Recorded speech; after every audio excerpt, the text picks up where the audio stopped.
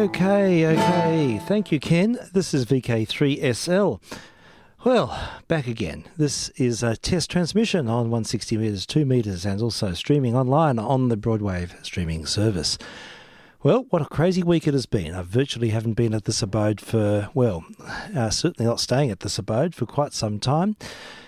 I only came in a short time ago and really with nothing on the agenda, so it's going to be a bit ad hoc, I'm afraid. Quite a displaced time of life at the moment because of big changes here. But they're good changes, and I've got nothing to complain about. It's just coming to terms with masses of mess, mountains of mess.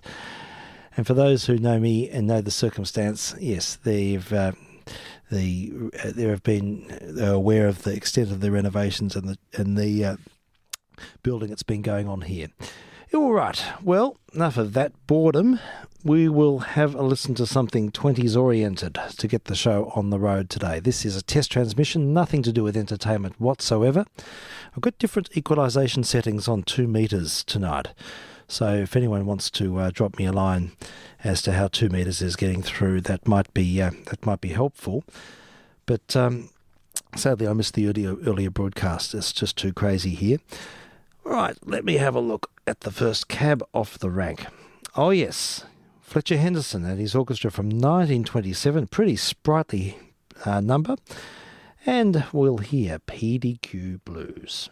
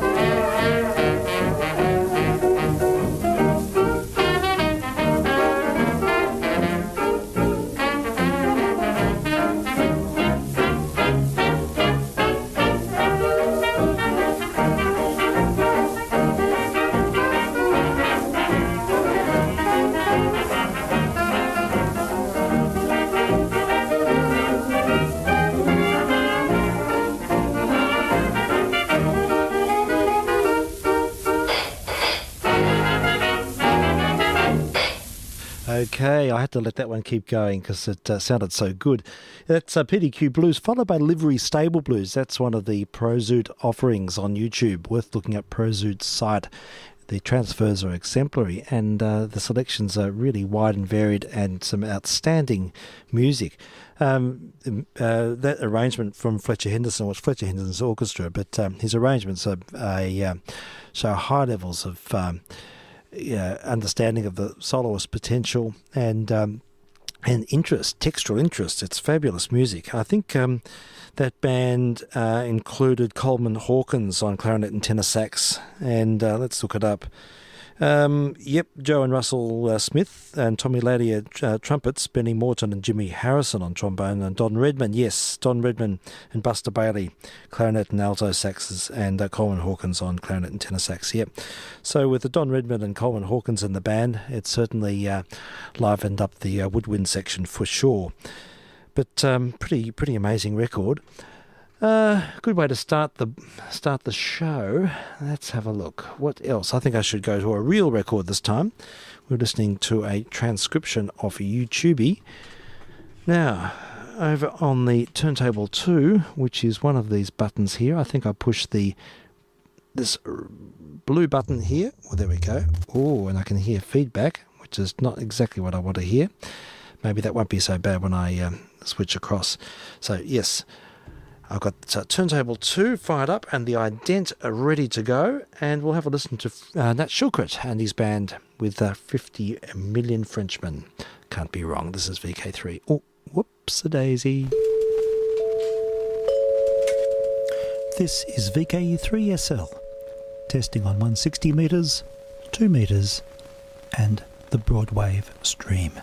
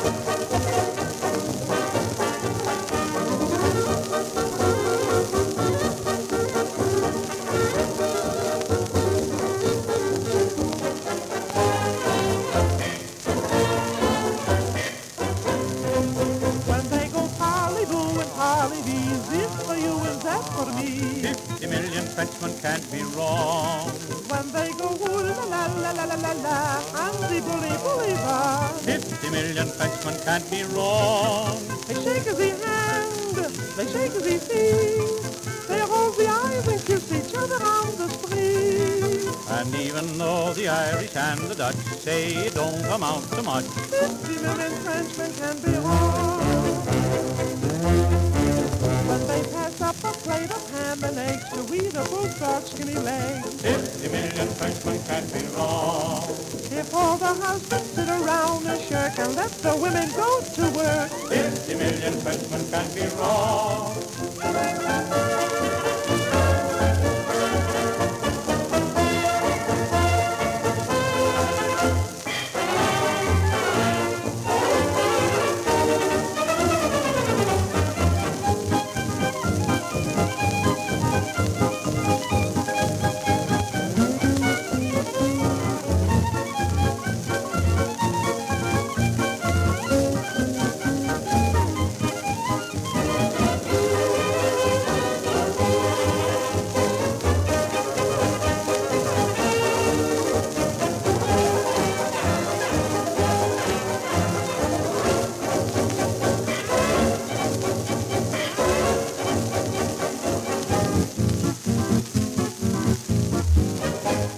Okay, 50 million Frenchmen, can't be wrong. And I'm afraid to say that there's a bit of RF getting into the system here. Not sure why. It doesn't always happen that way, but something's a bit amiss. So that the levels may have been down a little on that one. Never mind. All right, this is VK3SL testing on 160 and 2 metres, playing historic material that I enjoy to indulge in, and it's just an expression of my madness, really, to do this. Don't know why, but it's something of, yes, it's a big game. All right, next we have, oh yeah, I thought I'd put on some Paul Whiteman. We play a lot of Paul Whiteman on these tests. I have a bit of a thing about Paul Whiteman's orchestra and the symphonic approach to syncopated dance music. They sort of had a very commercial sound, but they're quite creative at the same time. And Whiteman supported a lot of small groups that worked under his auspices, which was to great advantage, really, when you look at the creativity of the likes of Big Spidervick and Frankie Trumbar and Joe Venuti and Eddie Lang and many others who went through the Whiteman orchestra at various times. The Dorsey brothers did too, I think, as well. So we'll have a listen to, of course, Bing Crosby's the most celebrated, what's the word? The most celebrated artist to come through the ranks, I suppose, in terms of his future prospects. He started his career with Whiteman, and he started his career with the Rhythm Boys, who sang with Paul Whiteman. And here's an example. We'll have a listen to That's My Weakness Now. This is Paul Whiteman and his orchestra from 1928, and we hear the Rhythm Boys, including Mr. Bing, and there are solos by Bix and Frankie Trumbar, and I think Joe Venuti's got a bit of a break in this as well. It's one of those sort of records that gives everyone a bit of a Guernsey, and it's a pretty hot song. I love the sound of the vocal trio. They're well schooled and they sang really well in tune, and they had a very great synergy with their voices. The tonal qualities matched particularly well between Al Rinker, Harry Barris and Mr. Bing. Okay, without any further ado, let's have a listen. That's My Weakness Now, Paul Whiteman and his orchestra.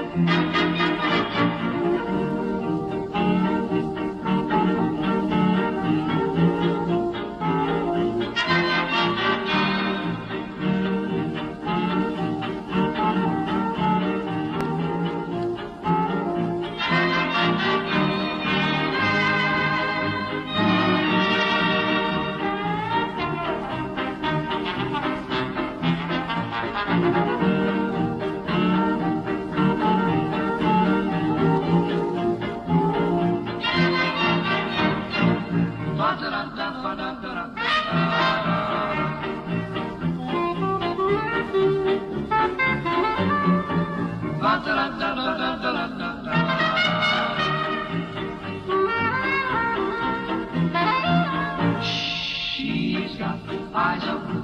I never cared for eyes of blue, but she's got eyes of blue, and that's my weakness now. She's got dimpled cheeks. I never cared for dimpled cheeks, but she's got dimpled cheeks, and that's my weakness now. Oh me, oh my.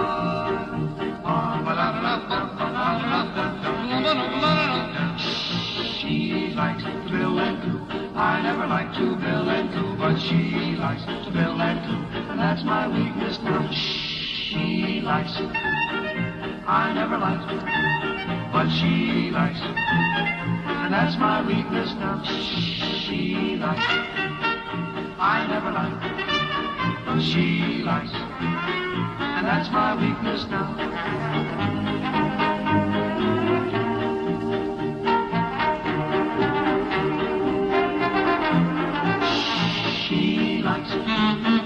I never liked it, but she likes it.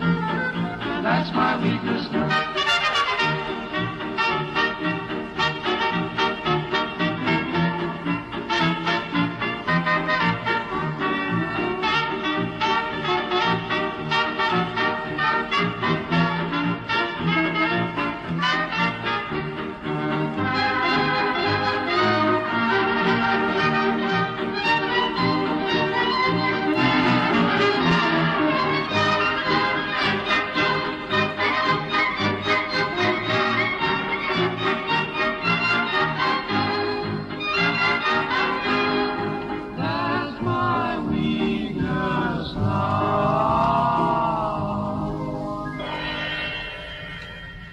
And we heard That's My Weakness now, that recording made in 1928 with Bing Crosby, Al Rinker and Harry Barris, with a very smooth rendition of the Rhythm Boys sound with the orchestra, and with solo breaks by the likes of Big Spiderbeck and Frankie Trumbauer, and I think Don Murray and Bill Rank had a part to play in that as well. That's one of the Potato Head Whiteman discs. I've got a real Potato Head on the turntable over here now. This is another one from about the same period.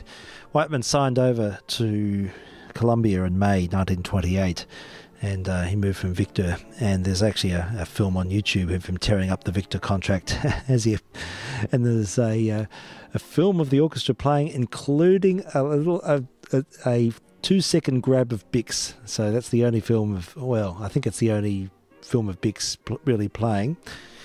So, that's a bit of a story, but that can be found on the tube. But May 1928, I don't know if it was a very good move in the end. There are a few issues with the transfer to Columbia, but he had his own label, and it's a very colourful label, and they call them Potato Head labels because it's got a big picture of Mr. Whiteman's face on the label itself, with colours of orange and green and blue. It's very sort of dynamic, and it certainly shows how what sort of esteem Whiteman was held. The fact that he could make a contract where his signature with a signature label. We'll hear another one from the same year, 1928. Pretty scratched up, but it is an original, and we'll do a skateboard over to the turntable. This is, oh dear, I keep doing this. I'll let the ident speak for itself.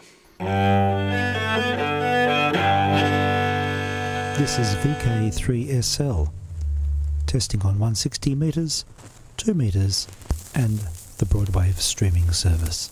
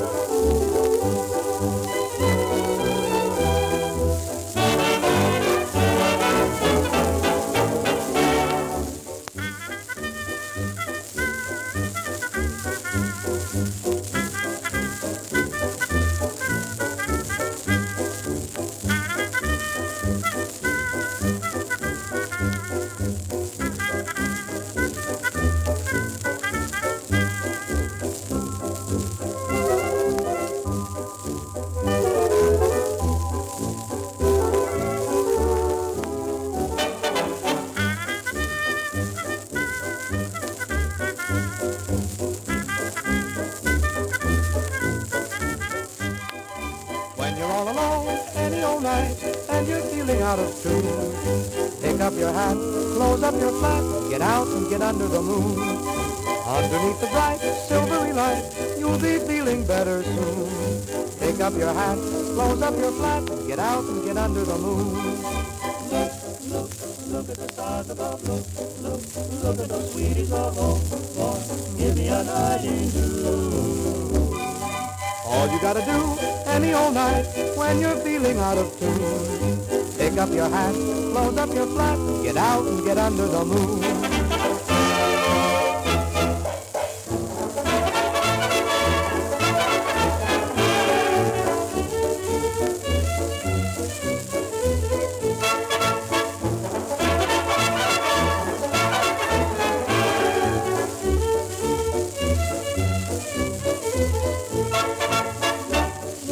Look at the stars above, look at those sweeties of home. Give me a night in blue.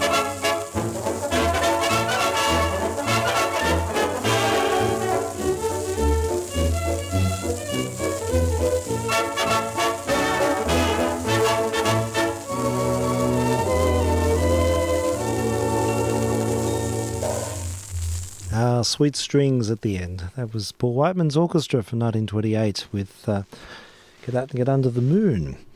And again, we heard the Rhythm Boys on that recording. Let's jump ahead a bit. Same orchestra, and this is one of the hi-fi recordings that Whiteman made in 1932.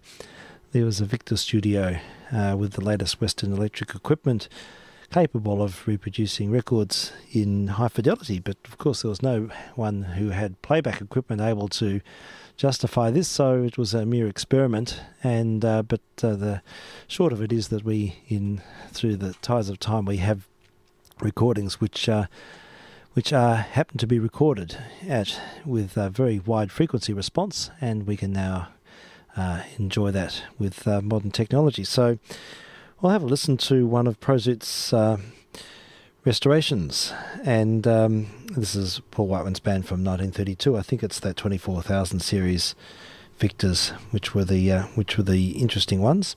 So something that's close to hi-fi anyhow, from 1932. It's a recording called In the Dim Dim Dawning, and it's Paul Whiteman and his orchestra, VK3SL.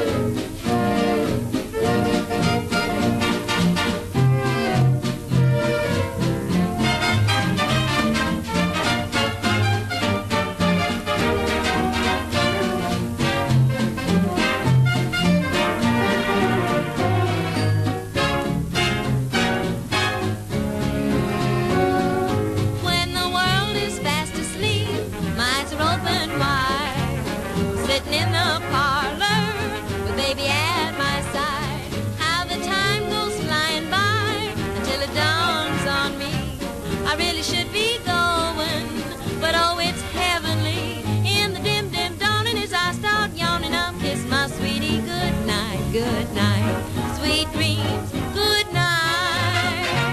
Oh, the moon is blinking, the stars are winking, but what do I care for their light? His eyes are twice as bright.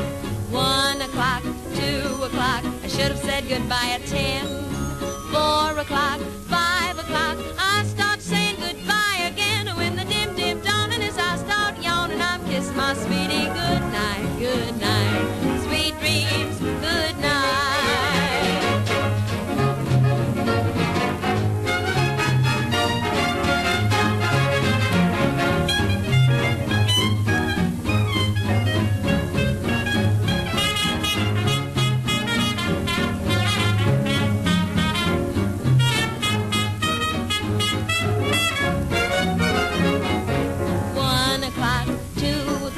Should have said goodbye at 10.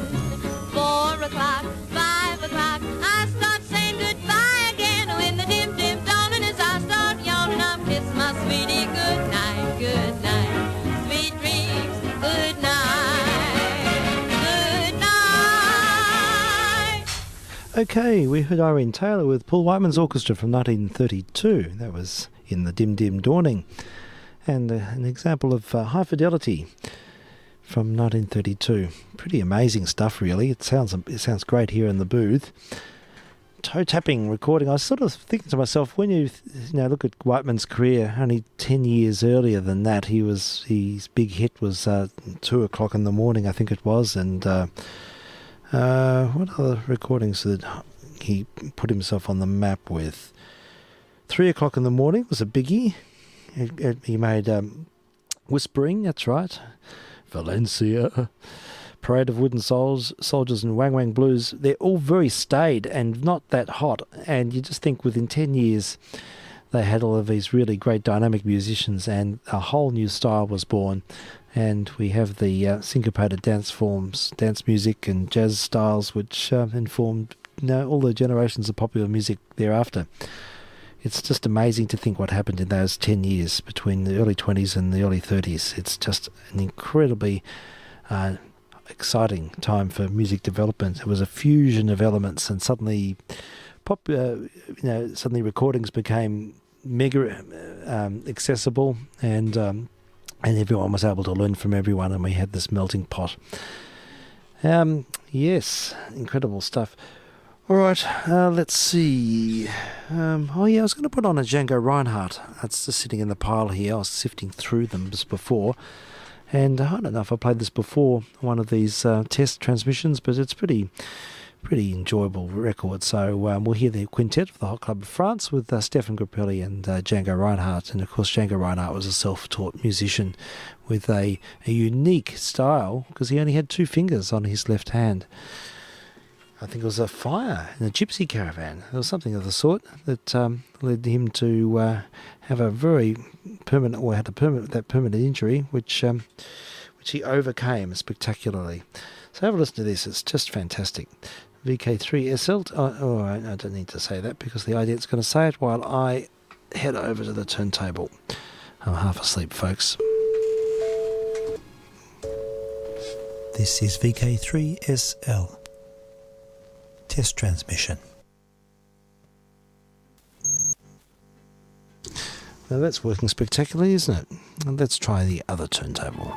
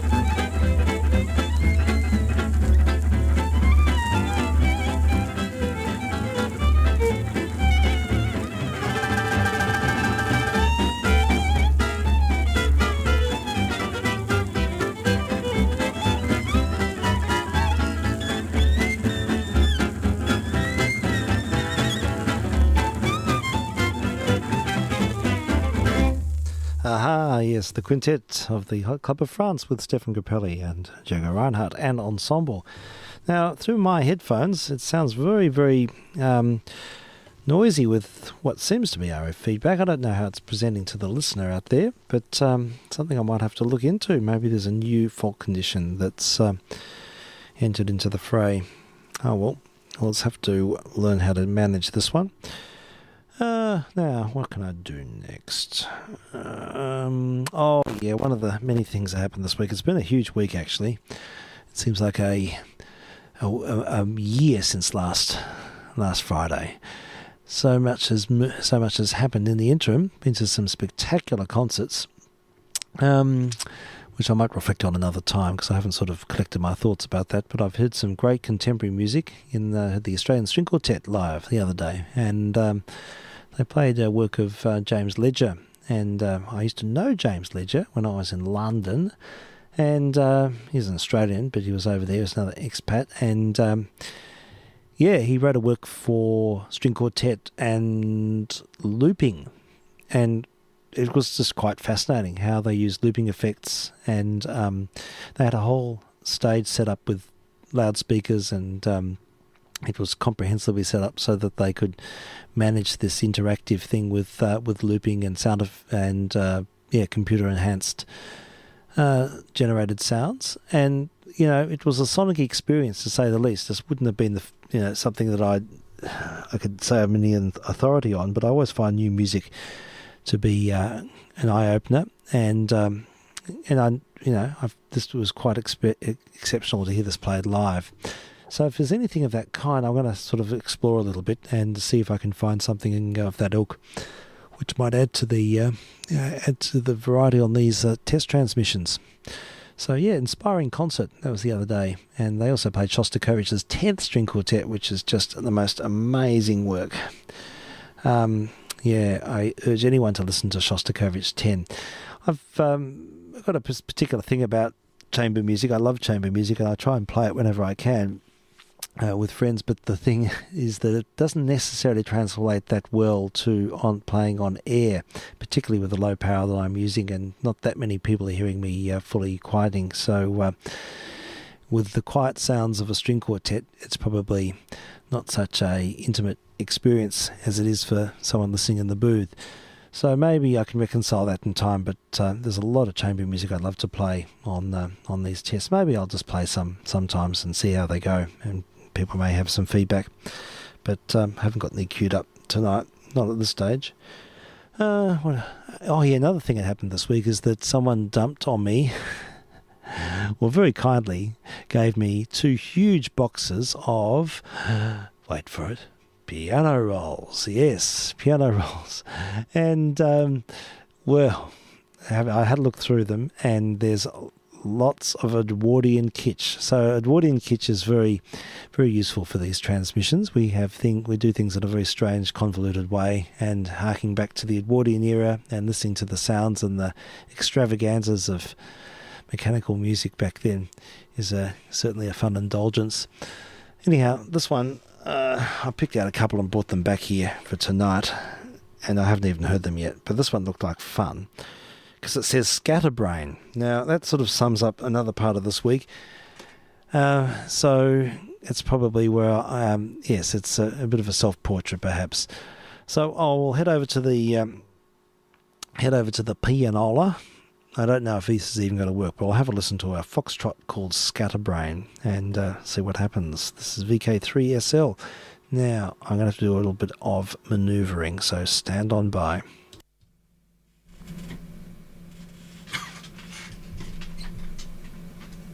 Okay, hello. All right, I think we're working. Hello, yes, this is the SM57 now. Take the windsock off, point it towards the pianola, and let's see what happens. Pianola time. This is my workout. If I can get my feet decoupled. Let's see. Now I've got to switch that on. This pianola requires a little bit of extra attention to make it work. Here we go. Scatterbrain.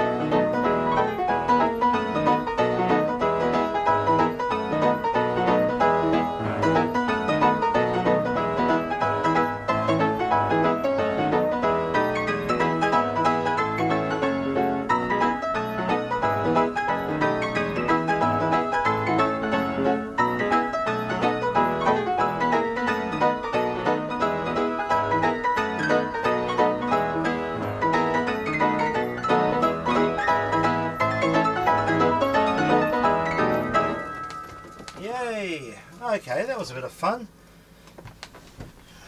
Yes. Scatterbrain. Who wrote it, or who played it into the, who performed it originally. There's no other information there. But it seems to track okay. Well, there's a lot more where that came from, folks, so expect some pianola kitsch on a regular basis. We'll keep them coming. Okay, I'm going to head over to the other microphone now, and we'll see what's next on the agenda. VK3SL. Okay, back again. Alright, now what next? Haven't had a female vocalist for a while. I was just looking through the list, and there's a really great song on this anthology of Billie Holiday, with the early recordings of Billie Holiday's made between 1933 and 35, when she was still very young. She was still a teenager, and at that time she made records with Lester Young and with Benny Goodman, and including mostly a lot small ensemble stuff, but they're great. This one's from 1935, and it's called I'm Painting the Town Red. Now, I have to check what CD player am I using. One of them's died, and it's not this one, I hope. VK3SL.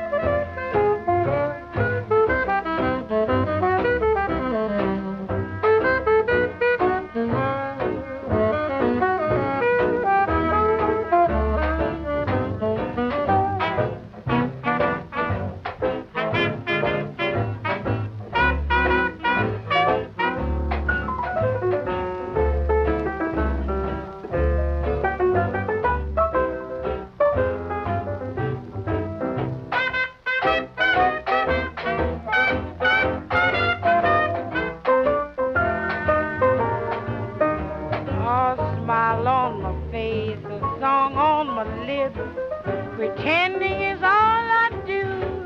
I'm painting a town red to hide a heart that's blue. I'm gay with the crowd, I play with the crowd, but oh, if they only knew I'm painting a town red to hide a heart that's blue. Must I go on carrying on my marathon of just pretend, loving you so, wanting you so? Where will it end? How will it end? A smile on my face, a song on my lips, but never forgetting you. I'm painting the town red to hide a heart that's blue.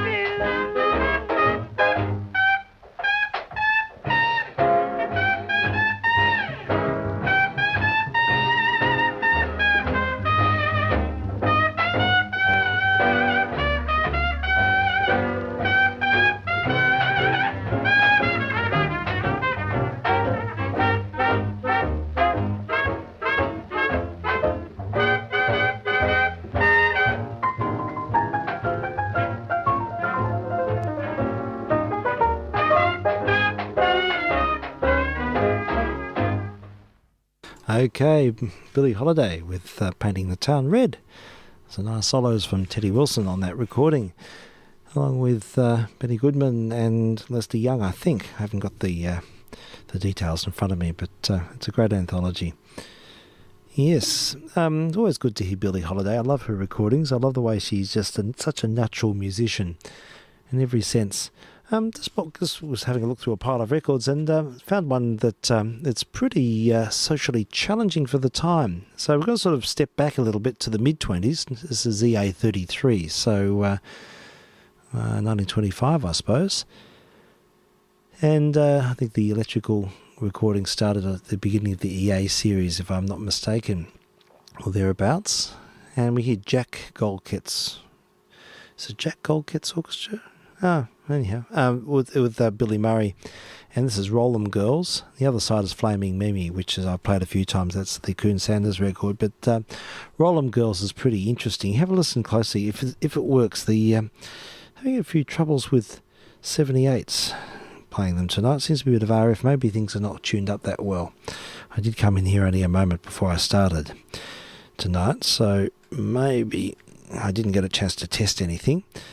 But look, we'll have a listen, and if you can hear the words, they are all about prostitution.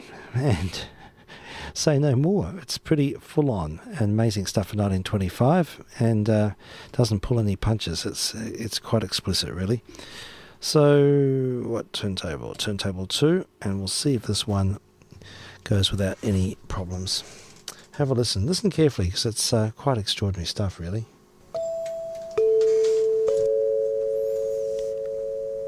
VK3SL testing. Roll 'em girls.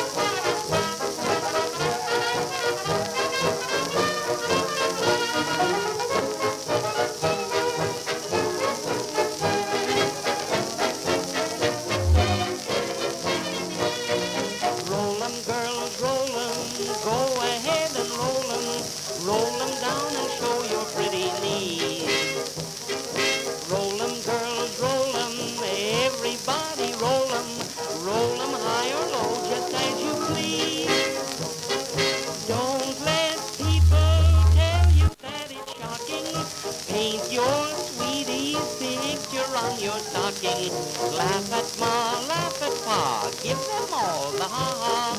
Roll 'em girlies, roll 'em, roll your own.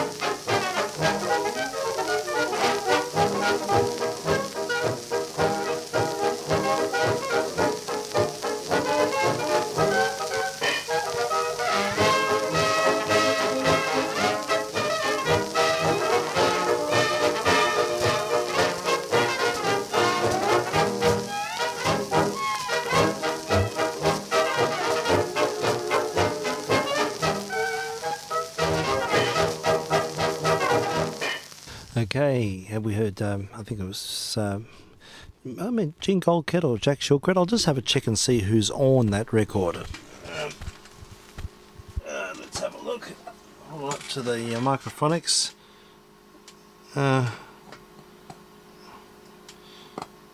Jack, it's Jack Shilkret's band.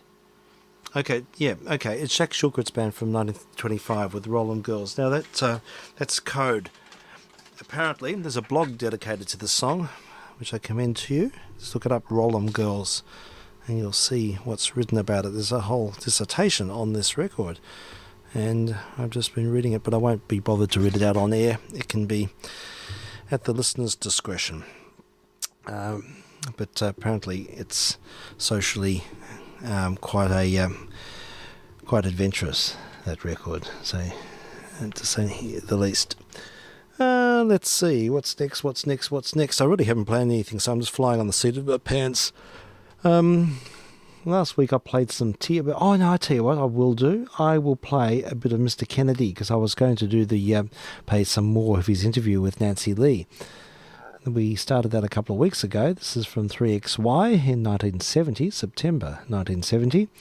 And, of course, Graham Kennedy and Nicky Witter had their program on 3UZ in the 50s, and it was really how Graham Kennedy became, how he was discovered. And through that, I think he was just a turntable operator, or he just did ancillary work, and then he had the opportunity to front the program with Nicky, and they became household names, and I think they had ratings up to 70% of Melbourne, which is just something extraordinary. And and Nicky Witter's partner was Nancy Lee from Chatterbox Corner fame, and both Nicky and Nancy, back in the 30s, a long time earlier, on 3AW, had their own program, kids program, which was very famous. So, but she was very much a part of the of that community, and Graham Kennedy had shared, a lot of heritage with Nancy Lee. So he had her on a guest on his program, which was recorded in the studio he had in his house at Frankston. So it's interesting to hear him reflect a bit, and he's more pensive in this, which I think's worth noting. And he has his sort of vulgar moments and his manic little episodes, but on the whole, it's quite reflective, and it's interesting to hear him talk about the past. So it's a great document about old time radio, really. So let's have a listen to a bit more. I'll let this ride for a bit while I work out what I'm going to do next. This is VK3SL. It's a test transmission playing vintage radio material, and for those who want to test their test their receivers, I suppose. Gives me a chance to test this junk in this booth here. And so that's the way it works. It's a regular thing. Friday nights is test night for VK3SL. Right, let's have a listen. Graham Kennedy and Nancy Lee, September 1970.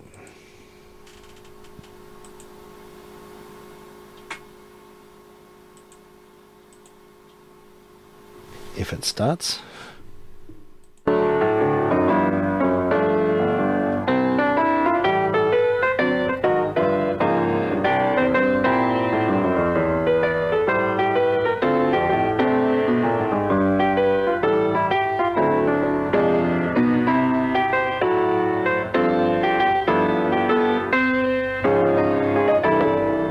I must say thank you to Lewis Bennett and John McMahon at the Greater 3UZ in Melbourne for letting us play some of the old tapes and acetate recordings that are still available of Nicky and I working together, and Nicky and Nancy Lee working together.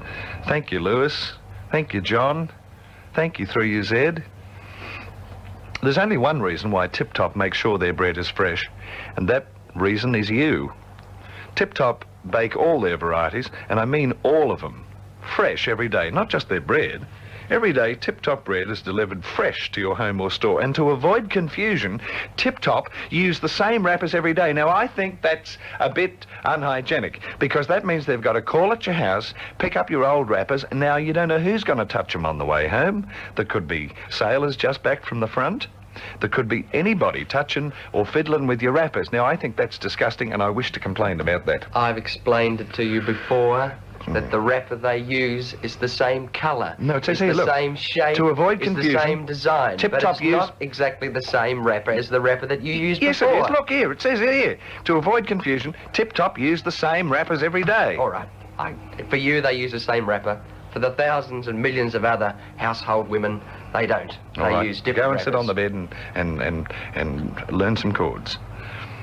You'll know Tip Top Bread is fresh the moment you take the first nourishing biteful. Look for the red, white and blue shield. It's your guarantee of freshness. Do you ever get that lost feeling inside a hardware store? You're left standing there looking like the top of an old chutney bottle, and no one comes to your side to see what you're after? Oh, well, the staff at extremely helpful BizBuzz Big Four hardware stores, Thornbury and Reservoir and Niddry, and North Essendon, will look after you. BizBuzz help you personally to walk out with building materials, house paint, tools, and all kinds of household accessories. So become a BizBuzz shopper. BizBuzz! They're in Thornbury, Reservoir, Niddry, or North Essendon. Happening Radio, Age Radio 3XY, it's 22 minutes before the midday news. Perhaps it's important that we tell everyone all about those scooter bikes and trikes and billy carts and yo-yos that have been taken into Gould's of Northcote as a trade-in for that $400 off the price of a new Austin 1800. Apparently, Gould's were very receptive to the money seekers and accepted the unusual items as trade-ins. Yes, which goes to prove that with the factory assisting Gould's to clear current stocks of new Austin 1800s, Morris 1500s and the new Mini K, a real car must reap a tremendous lot of money as a trade-in at Gould's of Northcote. Go to Gould's. In one master stroke, Carpet City has wiped out the waiting game. Now, in a unique new service... Unique. Now, in a unique new service, Carpet City introduced this... Nothing's changed. Carpet City introduced the 7-day make and lay. Oh, girls, how would you like to have your carpet made and laid in 7 days? What it means is that you select your carpet from the hundreds and hundreds on display at Carpet City, and within 7 days the installation will have been completed in your home. That's service, isn't it? Yeah. At Carpet City, go and save on carpet there at Carpet City. I hadn't finished. Also at new Carpet City is a scoop purchase of 27-inch wide Axminster.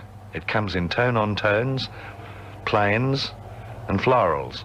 As well, there is 40-inch wide tufted carpet, all going out from as little as $1.95 a yard. Hurry and save at Carpet City, North Road Ormond, Nepean Highway, Cheltenham and Frankston, and High Street, Northcote. No one can match Carpet City's low prices. At Carpet City, go and save on carpet there at Carpet City. It's $2 sale time at Eastland. No, I've had enough of that. I'm not going to do that. Sick of all that. Nancy Lee, let me talk to you. Because I love you. I'm here, Graham. I've been looking at the view. Isn't it magnificent? It is beautiful, isn't it? But it's a dull day down here. Unfortunately, yes. I suppose it'll come out all sunny when I leave. Well, nothing might happen today at all. It's one of those calm, what I call an insipid day. You'd love that water that you can see when it's rough and angry and dark grey, or when the sun's out and it's bright blue. But today it's a big nothing. Yes. Whenever I look out at the bay here in Melbourne, I always think of the time I had to fall off the end of Brighton Pier for a movie. Oh, did you? Yes. Why did you have to fall off? Oh, don't start me on that, because that could take up a whole session in itself. Oh, we won't go into it all if you the don't things want that to. happened in the theatre. You were a little girl in a Bland Holt production called The Span of Life. One of Manny Gray, yes. What else were you in? Oh, lots of things. I played in Madam Butterfly. Oh, Little Baby. I was the baby, yes. When Melba's company, Madam Melba came out. She was Madam Melba then. Did you? And you worked with her? Yes. Of course you can't remember. And John McCormick. John McCormick used to run backstage with me, straddle legs round his neck, and with Rachie tearing after him, "Don't drop her, don't drop her." Because John McCormick was a very famous singer. Mm-hmm. Tenor. Yes, well, then it was from one thing, but this is another story. This is Remember Nicky Day, remember? All right, then, all right. You can have a Remember Nancy Lee Day if you like sometime. Oh, well, I'd love you to come down Would again. you? I don't want you to go yet, though. I was fishing for an invitation. What we've been talking about early radio, and we're sort of talking of the 30s, the late 30s. Nancy, what were the salaries like in those days? What did an announcer earn? Well, I came into the picture at the end of the Depression when money was so scarce, everyone was so poor. And I was working 10 and 11 hours a day doing everything for the kids session, even entering new members, entering birthdays, sending out chum badges, writing songs, writing little plays, and doing and the children's session itself for £2.10 a week. Oh, isn't that unbelievable? £2.10 a week. And finally, when I was getting into debt, I couldn't live in Melbourne and live on that. And then I was had to go out to functions and things like that, and I had to have evening clothes. Of course, which the station didn't provide. I remember going to the manager at the time and asking for a dress allowance, and he made me feel so bad about it. I came out with the tears running down my face, and I was allowed 10 shillings a week dress allowance. Oh, dear. And Nick was getting £7.10 a week, and he was doing the early morning breakfast session and the kids session, and quite a lot of night sessions. I must tell you this, talking about equipment, the old equipment must have been so funny compared to the modern things that if they had to pronounce a name or a word, this is Nick and Tupp doing a night session, you know, when they played Grand Opera and things like that, and they used to come across all these foreign names, and if they couldn't pronounce the name, they used to bang on the turntable while they said the word, and it'd go, ooh. Probably put them off the ears for a little moment. Oh, isn't that funny? Well, it blurred the sound, you see. These are the days, ladies and gentlemen, when announcers on Saturday night, radio announcers, and there's perhaps 2 or 3 working on a nighttime shift, the 3 of them would come in evening wear. That's right. For Saturday night. No one could see them. No. But you stood up. You stood up and you said, this is 3AW, with your penguin suit on. Yes, ridiculous, wasn't it? When you think about it, that is ridiculous. Well, you see, radio sort of took over from the theatre, and they were mostly theatricals, and they hadn't got out of the way of dressing up and being rather dramatic about everything. But I think that was wonderful because the theatrical people had a different temperament to the people in charge of radio stations now, businesslike. Yes. Whereas the old theatre people came in, and E. Mason Wood was studio manager at 3AW when I joined up, and he was a very strict man, very clever, talented person, but very strict, and my word, if you happen to laugh into the microphone or cough or anything like that without turning your head right away, you were for it. They mightn't have made so much money in those days as radio stations are making today, but it certainly was a lot more fun, although with hearing about those salaries, I'm not at all sure that they didn't make a lot of money. It wasn't so much fun. Well, it was to me because I was dedicated and I loved it, but as far as the money was concerned, it was just impossible even then. Nick was in musical comedy too. I seem to remember he telling me that he was at one point working with Gladys Moncrief. Yes, yes, Nick had a nice singing voice. You wouldn't think so. Not after hearing. I think it had gone by the board after so many years as my speaking voice has gone. It has not. He did have a nice singing voice, and he had learnt the piano, and he played the steel guitar, and he played his one-string fiddle, and he could do so many voices. This was the thing that made him so valuable in a children's session. Well, yes, he used to play the little boy character very Georgie. well. Yes. Well, I meant the little boy character in Chatterbox Corner, and then this developed into. Well, I think a lot of listeners thought that he was a ventriloquist because it was the sort of voice that a vent would use, and yet it wasn't because it was a little boy. Yes. Now I remember working with Nick in a radio serial in Tiny Snell's breakfast session on 3UZ. We did our normal shift later on, but we used to record a character called Georgie. This really came from 3KZ. I think Nick started Georgie at 3KZ, but when it got to use it became a production. Haven't you been to Brisbane? No. Congratulations. Thanks, Nick. Oh, listen, don't say that. Out in the backyard, I went out once and I found some slugs in the cabbages, some snails on the cucumbers. On the beaches? And in the streets. This is their finest hour. Georgie, you've had a lot of sunlight by the looks of things anyway. I'm sunburned, aren't I? Sunburned. All over. Oh, that's good. In the backyard, we haven't got any beaches to go to. No, I shouldn't. Oh, don't say that. What's wrong with Southport or someplace? It's a long way, isn't it? Or even Ipswich. There's no beach at Ipswich. Isn't there? No. But I've brought you two something down. What is it, Georgie? Oh, look, it's a big parcel. How did you carry that? Well, I went out in the garden this morning, and there it was, in the middle of the lawn. What was? This. What is it? I don't know, isn't it big? It is a big I parcel. think it's an old treasure. An old treasure from Brisbane. How is your mother? She's all right, Nick. Nick, don't tantalise the poor child. I wasn't tantalising him. I don't want a gift from Georgie. Well, it looks like we're going to get one, Nick. That's the point. Looks as though it's interesting. Could we undo it? It's nice to know he's thought of us, isn't it? Yes, let's undo Open it up, fellas. It's so heavy I had to strap it on my back. It looks like a... Well, I don't know what it looks like. It's so big. Goodness gracious. I mean, look at the... It's about 3 feet long. It is, too. Isn't it about 3 feet? Goodness, look at this. Do you like it? What is it? I don't know. I know what it is. It's one of those Grecian urn things. How much does a Venetian blind? Look, it's like a long, big ornament, isn't it? It's terrific. And I found it in the backyard. Isn't it a corker? It is a little beauty. As soon as I saw it, I said, what a lovely present for the old man. Don't call me old man. Who only knew what it was? It's a big thing, isn't it, Gray? It might be the thing, you know, that song. What? Get out of here with the... Bomb, bomb, bomb. I don't think it's that, but I thought you'd like it. You pleased? Well, George, I must say I'm very grateful about it. If only we knew what it was. It's a lovely little gift thought all the way from Brisbane. Isn't that sweet? And look at it. It's a funny shape, isn't it? Like a big cigar. Most peculiar. And look at this thing on the side. I wonder what'll happen if I pull it.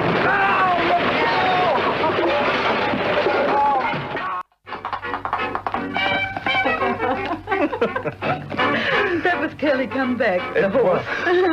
Curly Come Back, I'd forgotten. Yes. Curly really was 2 coconut shells and a piece of marble, you That's know. right. Curly really lived for the listeners. I mean, he was a real horse. There was no doubt about that. Certainly and there was Neezer the goat and Ironmonger the dog. Irony, we used to call him. And Nick always said he called him Ironmonger because when he opened the gate, he made a bolt for it. Oh, isn't it? And he used to call the dog near the pie shop Corsets because it was tied up all day and let out at night. That's right. I remember all this. You can't fool me, Nancy. Remember when you used to, or Nick used to go over to the window and call out to the dustman, you know, the garbage collector? Oh, yes, yes. You see, now, this was all superb training for me because nothing was written.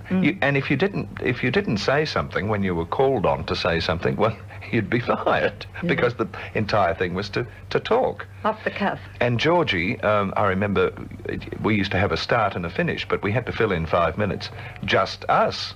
And my job, mainly, and that was to separate the two voices, because Nick had to do both voices, his own and Georgie's. My job was to come in so that he could get a breath. Amazing, yes. Wonderful days. Wonderful. And I remember getting 10 and 6 an episode. To this day, yes, I remember. You didn't earn too much when you started out with Nicky, did you? Relatively the same, I suppose. I got $7 a week, £3.10 a week when I joined 3UZ, and I think I was quite well known in the session with Nicky. They were certainly writing to Nicky and Graham, and I was getting £12.10, and then a thrill upon thrill after I'd done national service training, I came back and I think I got a rise, and it was about £18, and I thought I was made. I really did.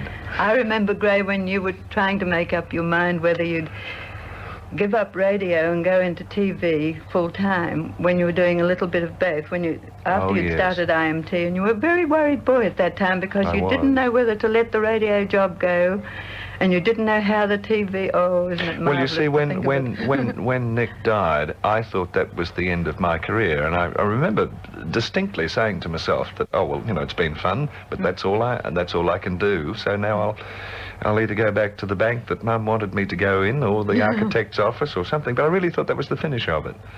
And then when 3UZ kept me on, I was surprised about that.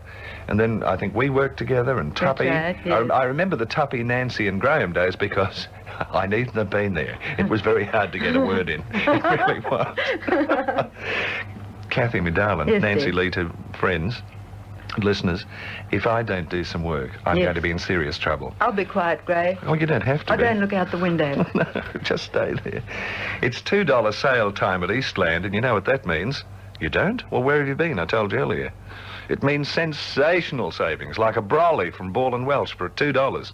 And boys' jeans from Myers, 2 for $2. That's $1 a jean, which is 50 cents a leg, and the fly thrown in. Maternity pantyhose from Maternity Fair at 2 pairs for $2, and I don't have to tell you what's thrown in there, in various shades and sizes. And here's a bargain you just can't go past. Junior tennis rackets from the MSD for $2. Oh, the list goes on. And it's all happening at Eastland, the big Myer shopping centre in Ringwood. Don't miss it. And over at Northland, there's a gigantic display of Hoover washers waiting for your inspection. Everything from a newly released Hoover-matic range featuring automatic washing and rinsing. And, by popular demand, a new Ringer washer. See them at Northland now. Does your television set need repairing? Do you sit home at night putting up with the picture jumping, black lines on the edge of the screen? Does it look like it's snowing or a double image? Unit TV will come out to your home and give you an absolutely free, no obligation quote for the repair of your set. Absolutely free, no catches. And while the serviceman is there, why not ask him about the Unit TV service contract that only costs you $4 a year and only $7 for each service call, even if your picture tube needs replacing. That's pretty good, isn't it? Why not ring Unit TV service now, 839404, and arrange for that no obligation quote, or ask about the Unit TV service contract. The number again, 839404. Happening Radio, 7 minutes to 12. The news at 12 o'clock, and Nancy Lee is our guest today. All over Australia, Rose Air is proving itself a boon to housewives, car owners, and people who work in offices, workshops, or factories. Each week, tens of thousands are sold to housewives who appreciate the freshness Rose Air brings to the home, whether it's used in the wardrobe, in the cupboard, in the bathroom, in the laundry, or in the roll and salve. Lev. Ow! Shut up. Oh! Rose Air does its job silently, effectively, by replacing all unwanted... See, nothing's changed. That was me being hit into a waste paper basket 20 years ago. Replacing all unwanted odours with the fragrance of a rose garden. Buy yours today from all Safeway stores and all grocers and supermarkets. Hunter's Rose Air. It's just 25 cents. You don't need to be a gifted mathematician to work this out. If any old car is worth $400 as a trade-in on a Gould's new Austin 1800, surely a more recent model used car must be worth much, much more. For example, say that on the market you value your own car as $1,000. At Gould's rate of exchange on a new Austin 1800, it must reap you at least $300 to $400 more. Trade today at Gould's. Gould's of High Street, Northcote. Go to Gould's! Yes, $400 for any old car, even if it's a bomb. $400 is its actual trade-in value on a new Austin 1800 at Gould's of High Street, Northcote. Sitting here and sipping, we're sipping Patra orange juice. Are you wondering what to give the family for dinner tonight? Well, it's much easier to get a dish quickly together with Patra coleslaw on hand. Patra's the big fresh one. Patra chops only enough cabbage and vegetables for their day-to-day orders. They will deliver the right amount any or every day to homes, shops, hotels, restaurants, anywhere in Melbourne. Telephone your order through to the Patra people and you'll be glad to see how swiftly the fresh coleslaw arrives for a very tasty meal. Phone your order on 386851. There's a grand parade of savings this week at Spotless everywhere. To coincide with Show Week, Spotless have grand parade coupon specials on page 5 of this morning's Sun and Age, and also in the Herald tonight. For example, any 3 garments except suede or suede. Oh, I wish you'd shut up. Except suede or formal wear, perfectly dry clean for a mere $1.39. 3 for $1.39. Bring in overcoats, dresses, anything at all. And be sure to bring the Spotless coupon from today's paper with your order. Spotless, take pride in perfection. We used to have a fur sponsor, Nancy Lee. Do you remember? I don't think it was Seymour Furs, was it? I've still got my fur jacket cape. Oh, it must thing. be a bit ratty by now, isn't it? No, it's not. It's beautiful. You see, it doesn't suit me now because I'm a bit wide for it. It makes me look wider. Do you think it was Seymour Furs that we had? I can remember saying opposite the gold mine. It was opposite the gold mine. Oh, it wasn't Seymour Furs then. But from, if you would like a new fur coat, Mum, from Seymour Furs, does that grab you? A new coat? Well, Listen to the money you'll save during the big sale at Seymour Furs. Natural mink coats priced for the sale at $650. Natural mink jackets only $300. Full-length mink dyed marmot just $150. Fun furs for the youngies from $40. Make a lay-by of a new fur coat this week or take advantage of the credit plan. Seymour Furs, 294 Collins Street. That's 2 doors from Elizabeth Street. Do you know, I think we might have time, if you'd get your ukulele out, to have a go at the Chum song. I wanted to play the record. I've got the record, but of course with the current ban, we're not allowed to play it. Like I'm not allowed to play... Remember Nicky adored Waltz Song for a Marionette? Yes. A Waltz for a Marionette, played by Sefton Daly. And Gay Parisian? And Gay Parisian. Yes. All this I wanted to play, but of course we can't. No. But at least we can sing the Chum song, and I want to now. Well, my playing of the ukulele is worse than Timmy's playing of the guitar. That is entirely impossible. Ah, Timmy, never mind. I love you. I've got 2 more strings to worry about. I haven't played this for years. Doesn't matter. Doesn't matter how it sounds. We'll help. What, we start on the chorus? Or I'd like the chorus, yes. Why did the... Sorry? Is that the chorus? I'm sorry, no, I meant the verse. Oh, right. Why did the crocodile weep, boo-hoo, sitting on a pile of stones beside the Nile? Why did the crocodile weep, boo-hoo, sitting by the Nile, in his funny style? Had he a pain in his poor little tongue? No, he just wanted to be a new chum. Being a chum is fun, that is why I'm one. Always smiling, always gay, chummy at work and chummy at play. Laugh away your worries, don't be sad or glum, and everyone will know that you're a chum, chum, chum. How was that? I'd like it now with Tim out of it. Oh, I thought He's a Timmy bit loud. improved it. No, I didn't hear much of you. Didn't you? Just the chorus. Right.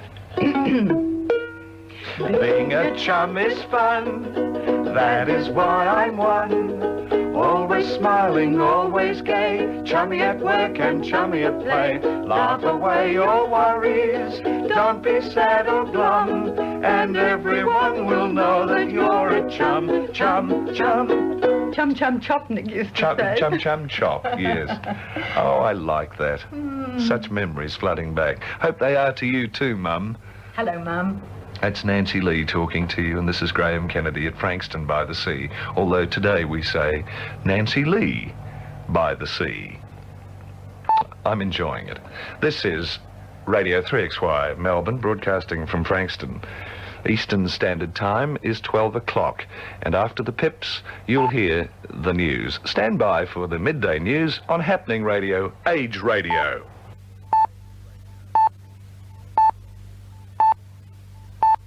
This is Age Radio 3XY. Okay, well, at that point, we'll fade out and we'll continue this. I've taken a note of where we're at. So it goes for a while. It's 2 hours of it. And we'll hear another segment next time. It's fascinating to hear them reminisce. And it was a pretty, a well-respected and institution with very high ratings. People listened to Chatterbox Corner in the 40s in magnitude. And Nancy Lee was certainly a household name, as was Nicky Witter, and later Graham Kennedy, of course, made his success through his union with them both. And just to hear them reflect on that, those early days in radio is just so incredible. And it's a very personal and very quite cerebral sort of thing. I quite enjoyed listening to that. So we'll keep that on standby, I think. Now, what's next? Oh, look, I think I was just musing on that. I mentioned before I went to a concert and heard Shostakovich's 10th Symphony. Now, I wonder if I can bring the microphonics around and do a quick search on this. Shostakovich 10. Kovich, Shostakovich 10th String Quartet. Here we go. Emerson String Quartet. Yes, I love them. Great American quartet. And I'll see if I can find the second movement. Now this is really intense music. There's a big story here, but I won't say a lot other than that Shostakovich was persecuted by Stalin and the doctrine of socialist realism, which had a devastating effect on the man. And he was persecuted and threatened all his life, and became quite paranoid and severely depressed.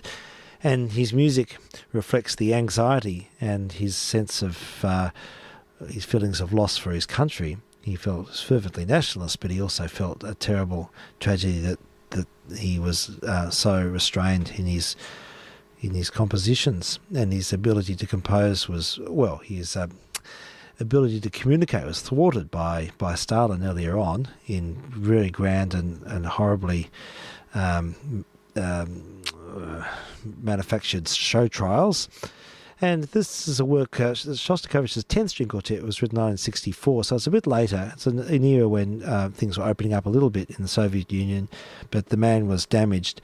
And the second movement of this quartet is so incredibly intense. It reflects the deepest anxiety, and it's, the work as a whole needs to be listened to because it balances out the moments of softness and spiritual repose and so on, but with also this deep anxiety to do with the plight of the Russian people. So it's a little bit sort of out of disproportion just to play one movement, but let's have a listen. It's very short, and let's give you some idea, and might inspire some people to listen further to this wonderful work. It's Opus 118, and it's in A flat major. But talk about what sound you can draw from four string players. It's something to behold. So let's have a listen. Emerson String Quartet, and we'll just hear the second movement of the famous String Quartet number 10.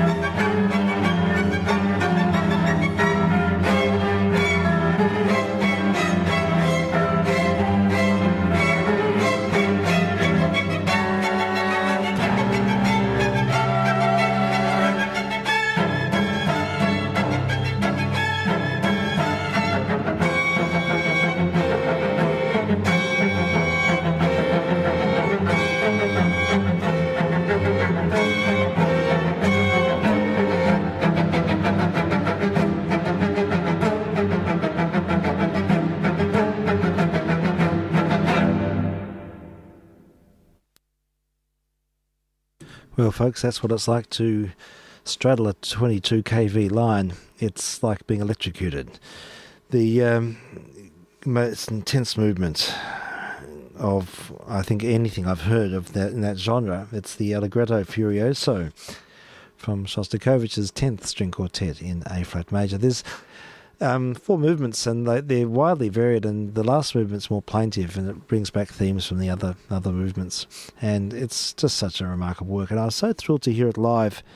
Don't get to go to many concerts these days, and I was completely wrapped in the experience of the Australian String Quartet play that last Tuesday night. So it was really good.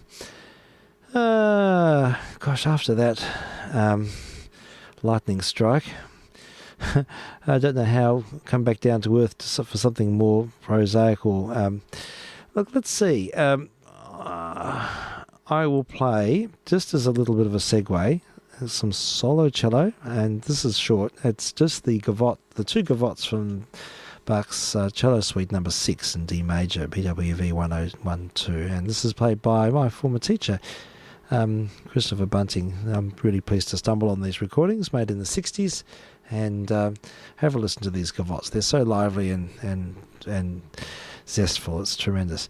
So we'll have an airing of this, and then I'll cue up the next and final item for tonight. This is VK3SL.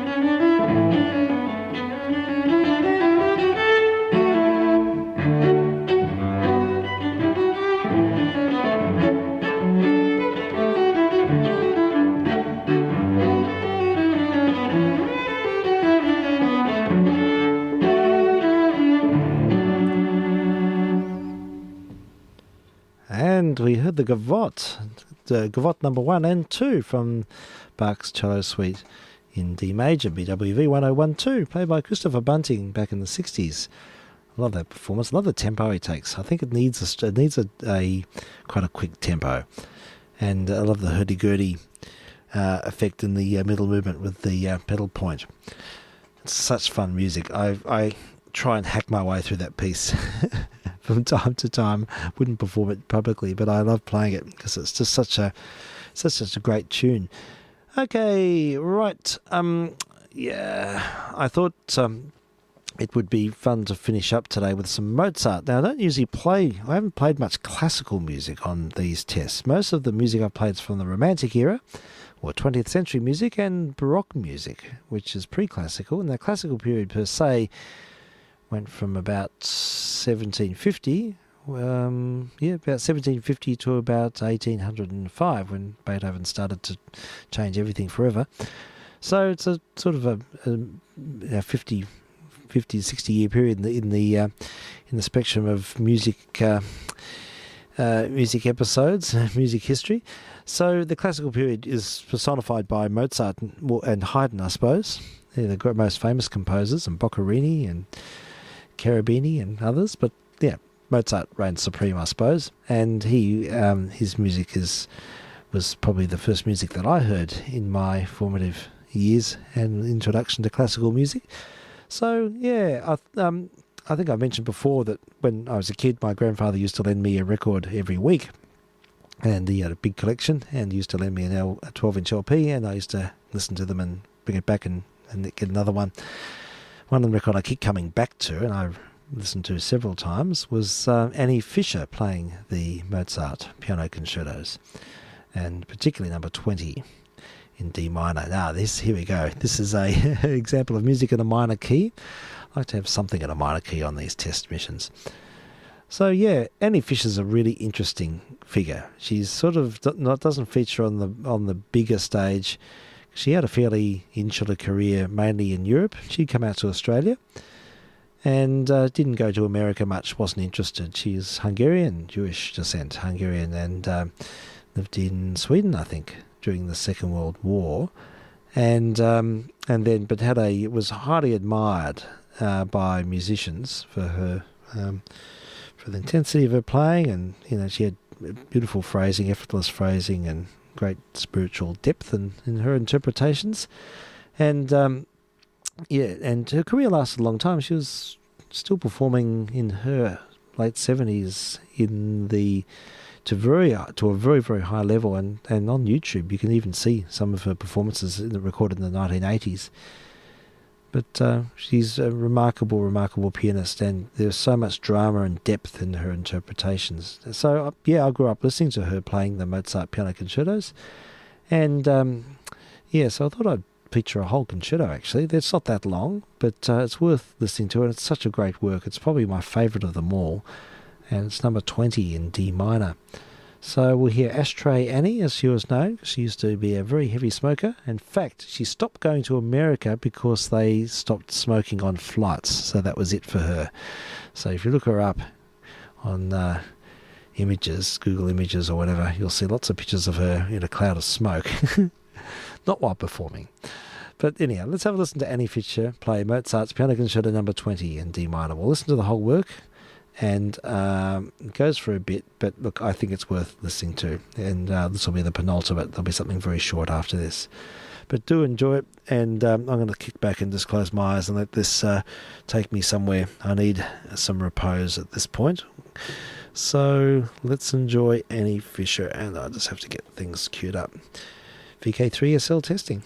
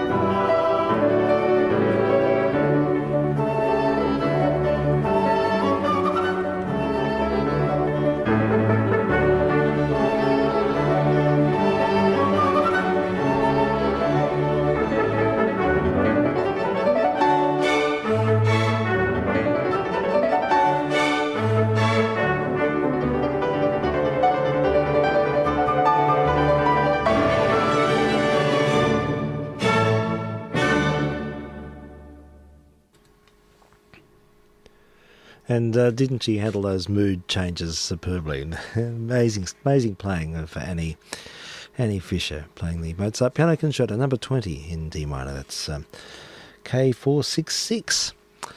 Okay, that's pretty much the wrap for today. And thank you for your indulgence. And I'll just finish up with another little bit of Ms. Fisher's playing as a nightcap, and look forward to coming back on next week for another 2 hours of madness. I will listen back on Channel D afterwards in case anybody's there, but wishing the listeners all the best until next time. This is VK3SL.